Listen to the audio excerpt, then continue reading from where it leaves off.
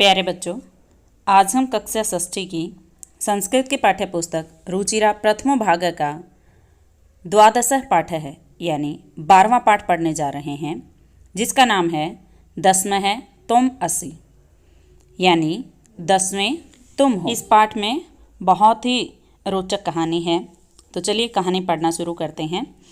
एकदा 10 बालकाः स्नानाय नदीम अगच्छन्। एकदा यानी एक बार, 10 बालकाः यानी 10 बालक, स्नानाय नहाने के लिए, नदीम यानी नदी को, अगच्छन् गए। एक बार 10 बालक नहाने के लिए नदी को गए या नदी पर गए। ते नदी जले चिरम स्नानम अकुर्वन्। ते यानी उन्होंने, नदी जले नदी के जल में, चिरम यानी देर तक, स्नानम यानी स्नान, अकुर्वन् किया, उन्होंने नदी के जल में देर तक स्नान किया। ततः ते तीर्थवा पारम गतः। ततः यानी तब, ते वे, तीर्थवा तैरकर, पारम गतः पार कर गए। तदा तेषां नायकः अपृच्छत् अपि सर्वे बालकाः नदीम् उत्तीर्णाः। तदा यानी तब, तेषां उनके, नायकः नेता ने, अपृच्छत् पूछा, अपि यानी क्या, सर्वे सभी, बालकाः बालकों ने, नदीम नदी को, उत्तीर्णाः पार कर लिया है। तब उनके नेता ने पूछा कि क्या सभी बालकों ने नदी को पार कर लिया है। तदा कश्चित् बालकः अगण्यत् एकः द्वौ त्रयः चत्वारः पञ्च षट् सप्त अष्टौ नौ इति। तदा यानी तब, कश्चित् किसी, बालक ने, अगण्यत् गिना।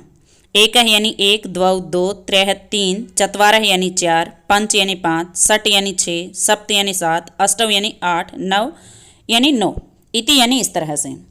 तब किसी बालक ने गिना 1 2 3 4 5 6 7 8 9। सह स्वयं न अगण्यत। सह यानी उसने, स्वयं यानी खुद को, न अगण्यत नहीं गिना, उसने खुद को नहीं गिना। अतः सह अवदत नव एव संति। अतः यानी इसलिए सह उसने अवदत बोला, नव यानी 9, एव का अर्थ ही, संति हैं, इसलिए उसने बोला कि 9 ही हैं। 10वें न अस्ति। 10वें यानी 10वां, न अस्ति नहीं है। अप्रः अपि बालकः पुनः अन्यान बालकान अगण्यत। अप्रः यानी दूसरे, अपि का अर्थ भी, बालक ने पुनः फिर से, अन्यान बालकान अन्य बालकों को अगण्यत गिना। दूसरे बालक ने भी पुनः अन्य बालकों को गिना। तदा अपि नव एव आसन। तदा यानी तब, अपि का अर्थ भी, नव यानी 9, एव का अर्थ ही, आसन थे, तब भी 9 ही थे। अतः ते निश्चयम् अकुर्वन् यत् 10वें नद्यां मग्नः। अतः यानी इसलिए, ते उन्होंने, निश्चयम् अकुर्वन् निश्चय किया, यत् की, 10वें यानी 10वां, नद्यां नदी में, मग्न है डूब गया है, इसलिए उन्होंने यह निश्चय किया कि 10वां नदी में डूब गया है। ते दुःखिताः तूष्णीम् अतिष्ठन्। ते यानी वे, दुःखिताः दुखी होकर, तूष्णीम् चुपचाप, अतिष्ठन् बैठ गए, वे दुखी होकर चुपचाप बैठ गए। तदा कश्चित् पथिकः तत्र आगच्छत्। तदा यानी तब, कश्चित् यानी कोई, पथिकः यानी राहगीर, तत्र वहाँ, आगच्छत् आया, तब कोई राहगीर वहाँ आया। सः तान् बालकान् दुःखितान् दृष्ट्वा अपृच्छत् बालकाः युष्माकं दुःखस्य कारणं किम्। सः यानी उसने, तान् बालकान् उन बालकों को, दुःखितान् दुखी, दृष्ट्वा देखकर, अपृच्छत् पूछा, बालकाः हे बालकों, युष्माकम यानी तुम्हारे, दुःख से दुख का, कारणम कारण, किम क्या है। उसने उन बालकों को दुखी देख करके पूछा, हे बालकों, तुम्हारे दुख का कारण क्या है। बालकानां नायकः अकथयत् वयं 10 बालकाः स्नातुम् आगताः इदानीं 9 एव स्मः एकः नद्यां मग्नः इति। बालका नाम यानी बालकों के, नायकः नेता ने, अकथत कहा, वयम 10 बालकाः, वयम यानी हम, 10 बालकाः 10 बालक, स्नातुम नहाने के लिए, आगताः आए थे, इदानीम अब, 9 एव यानी 9 ही, स्म हैं, एकः नद्यां मग्न है। एक यानी एक, नद्यां नदी में, मग्न है डूब गया है। बालकों के नेता ने कहा कि हम 10 बालक नहाने के लिए आए थे, अब 9 ही हैं, एक नदी में डूब गया है। पथिकः तान् अगण्यत। पथिक यानी राहगीर ने, तान उनको, अगण्यत गिना, राहगीर ने उनको गिना। तत्र 10 बालकाः एव आसन। तत्र यानी वहाँ, 10 बालकाः 10 बालक, एव का अर्थ ही, आसन थे, वहाँ 10 बालक ही थे। सह नायकम आदिशत त्वम बालकान गण्य। सह यानी उसने नायकम नेता को आदिशत आदेश दिया। त्वम यानी तुम बालकान बालकों को गण्य गिनो। उसने नेता को आदेश दिया, तुम बालकों को गिनो। सह तू नव बालकान एव अगण्यत। सह यानी उसने, तू का अर्थ है तो, नव बालकान नौ बालकों को, एव का अर्थ ही, अगण्यत गिना। उसने तो 9 बालकों को ही गिना। तदा पथिकः अवदत् दस्मः त्वम असि इति। तदा यानी तब, पथिकः रागीर ने, अवदत् बोला, दसमः यानी 10वें, त्वम तुम, असि हो। तब राहगीर ने बोला कि 10वें तुम हो, और यहीं से पाठ का नाम आया है, दसमः त्वम असि यानी 10वें तुम हो। आगे कहता है तत् श्रुत्वा परहृष्टाः भूत्वा सर्वे गृहम् अगच्छन्। तत् यानी तब, श्रुत्वा यह सुनकर के, परहृष्टाः प्रसन्न, भूत्वा होकर, सर्वे सभी, गृहम् घर, अगच्छन् चले गए। तब यह सुनकर के प्रसन्न होकर सभी घर चले गए। और इसी के साथ पाठ का हिंदी अनुवाद पूर्ण होता है। चलिए अब अभ्यास की ओर बढ़ते हैं। प्रश्न नंबर 1 देखिए, कहता है उच्चारणम कुरुत यानी उच्चारण करें। प्रश्न नंबर 1 में संख्या 1 से लेकर के 10 तक संस्कृत में दी हुई है और लिंग के अनुसार दी हुई है। तो आपको ये ध्यान रखना है कि संख्या 1 से लेकर के 4 तक सभी के लिए लिंग के अनुसार अलग अलग शब्द होते हैं। जैसे अगर हम बात करें 1 की, तो पुल्लिंग शब्द होगा एक है, स्त्रीलिंग शब्द होगा एका, नपुंसकलिंग शब्द होगा एकम। पुल्लिंग शब्दों के साथ पुल्लिंग शब्दों का प्रयोग करेंगे। जैसे मैं कहूँ कि एक बालक, तो हम कहेंगे एक है बालक है, क्योंकि बालक पुल्लिंग शब्द है तो उसके साथ में एक पुल्लिंग शब्द का प्रयोग करेंगे। इसी तरीके से अगर मैं कहूँ एक बालिका, तो एका बालिका कहेंगे। जैसे एक पुस्तक, तो एकम पुस्तकम। इस तरीके से आप प्रयोग करेंगे इनका। तो संख्या 1 से लेकर के 4 तक लिंग के अनुसार अलग अलग शब्द होते हैं, और संख्या 5 से लेकर आगे जितने भी संख्याएं हैं सभी में, सभी लिंगों में एक ही शब्द का प्रयोग किया जाता है। तो 1 के लिए हो गया एक है, स्त्रीलिंग शब्द होगा एका, नपुंसकलिंग शब्द होगा एकम। 2 के लिए पुल्लिंग शब्द होता है द्वौ, और स्त्रीलिंग और नपुंसकलिंग शब्द एक जैसा ही होता है द्वे। अगला 3 के लिए पुल्लिंग शब्द होगा त्रय है, स्त्रीलिंग शब्द होगा तीस्त्र है, और नपुंसकलिंग शब्द होगा त्रीणि। इसी तरीके से 4 के लिए पुल्लिंग शब्द होगा चत्वारः है, स्त्रीलिंग शब्द होगा चतस्त्र है, और नपुंसकलिंग शब्द होगा चत्वारि। 5 के लिए, अब मैंने बताया जैसा आपको कि संख्या 1 से लेकर के 4 तक लिंग के अनुसार शब्द अलग होते हैं, लेकिन 5 से लेकर आगे जितने भी संख्याएं हैं उनके लिए एक ही शब्द का प्रयोग होगा सभी लिंगों में। जैसे 5 के लिए पुल्लिंग शब्द भी पंच होगा, स्त्रीलिंग शब्द भी पंच होगा, और नपुंसकलिंग शब्द भी पंच होगा। इसी तरीके से 6 के लिए शब्द होगा सट।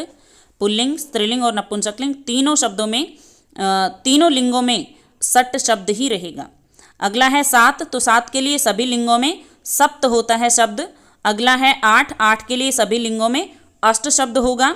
9 के लिए नव होगा, और 10 के लिए 10 होगा। अब प्रश्न नंबर 2 देखिए, कहता है प्रश्नानाम उत्तराणि लिखत। प्रश्नों के उत्तर लिखें। यहाँ कहीं पर भी निर्देश नहीं है कि प्रश्नों के उत्तर एक पद में लिखें। इसका मतलब प्रश्नों के उत्तर पूर्ण वाक्य में लिखने हैं। पहला प्रश्न है कति बालकाः स्नानाय अगच्छन्। कितने बालक नहाने के लिए गए थे? तो 10 बालक नहाने के लिए गए थे। उत्तर लिखेंगे 10 बालकाः स्नानाय अगच्छन्। अगला प्रश्न है ते स्नानाय कुत्र अगच्छन्। वे नहाने के लिए कहाँ गए थे?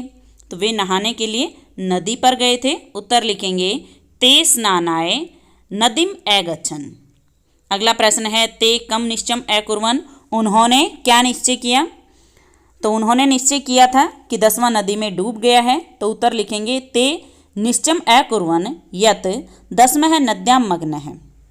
अगला प्रश्न है मार्गे कः आगच्छत्। रास्ते में कौन आया? तो रास्ते में राहगीर आया था। उत्तर लिखेंगे मार्गे पथिकः आगच्छत्। अगला प्रश्न है पथिकः किम अवदत्। राहगीर ने क्या बोला? तो राहगीर ने बोला था कि 10वें तुम हो। उत्तर लिखेंगे पथिकः अवदत् 10मः त्वम् असि। अब प्रश्न नंबर 3 देखें। कहता है शुद्ध कथनानाम समक्षम। सही कथन के सामने ये सही का निशान दिया है, ये करें। और अशुद्ध कथनानाम समक्षम, गलत कथन के सामने ये गलत का निशान दिया है, कुरुत यानी ये करें। तो पहला वाक्य दिया है 10 बालकाः स्नानाय अगच्छन्। 10 बालक नहाने के लिए गए, बिल्कुल सही बात है। तो ये कथन सही होगा। अगला है सर्वे वाटिकायाम अभ्रमन्। सभी बगीचे में घूमने गए, तो ये बिल्कुल गलत है। वो नहाने के लिए नदी पर गए थे, तो इसके सामने गलत लिखेंगे। अगला है ते वस्तुतः नव बालकाः एव आसन, वे वास्तव में 9 ही बालक थे, ये भी गलत है, तो इसके सामने गलत का चिन्ह लगाएंगे। अगला वाक्य है बालकः स्वं न अगण्यत, बालक ने खुद को नहीं गिना, तो ये बिल्कुल सही बात है, तो सही का निशान लिखेंगे। अगला है एकः बालकः नद्यां मग्नः, एक बालक नदी में डूब गया, तो ये गलत कथन है।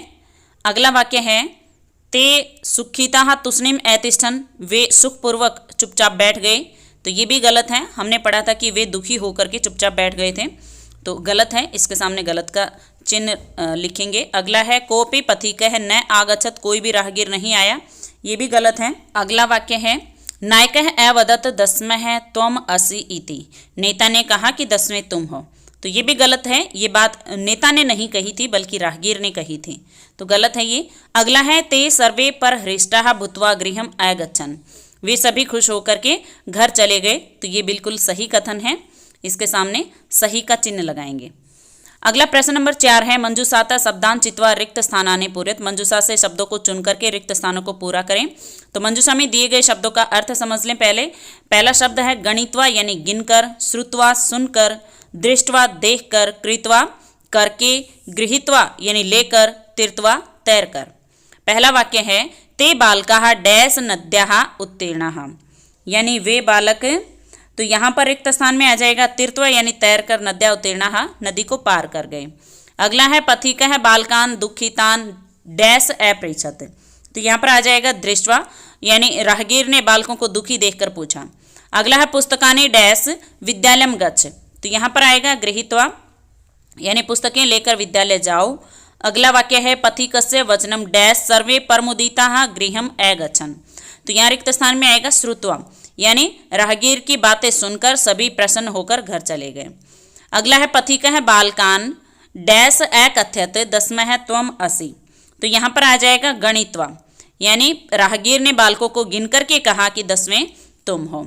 अगला है मोहनः कार्यं डैश गृहं गच्छति, रिक्त स्थान में आएगा कृत्वा यानी मोहन कार्य करके घर जाता है। अब प्रश्न नंबर 5 देखिए, कहता है चित्राणि दृष्ट्वा संख्यां लिखत, यानी चित्र को देख करके संख्या लिखें। तो संख्या प्रश्न नंबर 1 में सीख चुके हैं, 1 से लेकर के 10 तक। संख्या 1 से लेकर 4 तक तीनों लिंगों में अलग अलग शब्द होंगे। तो यहाँ पर चित्र में आप ये देख लेंगे कि संख्या अगर 4 या 4 से कम है तो चित्र में दी गई वस्तु का आप लिंग भी देखेंगे, और अगर संख्या 5 से ज़्यादा है तो उसमें एक ही शब्द का प्रयोग होता है, सभी लिंगों में समान होता है शब्द। तो यहाँ पर देखिए सबसे पहले गेंद दी हुई है पहले चित्र में, और गेंदों की संख्या 8 है, तो 8 के लिए तीनों लिंगों में समान होगा शब्द, तो यहाँ पर लिखेंगे अष्ट, अष्ट कंदुकानी। अगर ये संख्या 4 या 4 से कम होती तब हम कंदुकानी शब्द का लिंग देखते और उसके अनुसार फिर शब्द का प्रयोग करते। तो कंदुकानी क्योंकि नपुंसकलिंग शब्द है तो इसके साथ में नपुंसकलिंग शब्द का प्रयोग किया जाता। अगला देखिए चित्र है जिसमें चिड़िया दी हुई हैं, तो यहाँ पर क्योंकि संख्या 3 है चिड़िया की, तो चटकाहा ये स्त्रीलिंग शब्द है, इसलिए 3 के लिए जो स्त्रीलिंग शब्द हमने पढ़ा था तीसरा है उसका प्रयोग करेंगे, तो ये हो जाएगा तीसरा है चटकाहा। अगला है एक ही पुस्तक है और क्योंकि संख्या 4 से कम है तब आप इसका लिंग भी देखेंगे, तो पुस्तकम नपुंसकलिंग शब्द है, इसलिए एक के लिए क्योंकि पुस्तक एक है तो एक के लिए नपुंसकलिंग शब्द देखेंगे, तो एकम पुस्तकम लिखेंगे।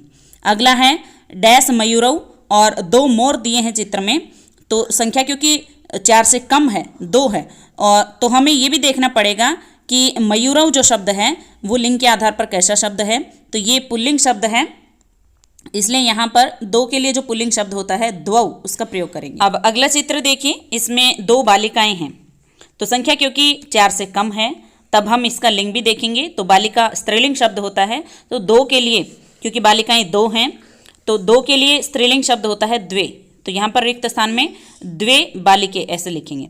अगला इसमें कुछ ताले दिए हैं और संख्या क्योंकि 4 से ज़्यादा है, तालों की संख्या यहाँ पर 6 है, तब हमें लिंग देखने की आवश्यकता नहीं है, तो यहाँ पर लिखेंगे सट, 6 के लिए सट का प्रयोग करेंगे। अगला चित्र में कबूतर दिखाए गए हैं और संख्या 4 से ज़्यादा है यानी 5 है, तो यहाँ पर लिंग देखने की आवश्यकता नहीं है, 5 के लिए शब्द होता है पंच। अगले चित्र में पत्ते दिखाए हैं और पत्तों की संख्या 10 है, तो 4 से संख्या अगर ज़्यादा है तो आपको लिंग देखने की आवश्यकता नहीं है।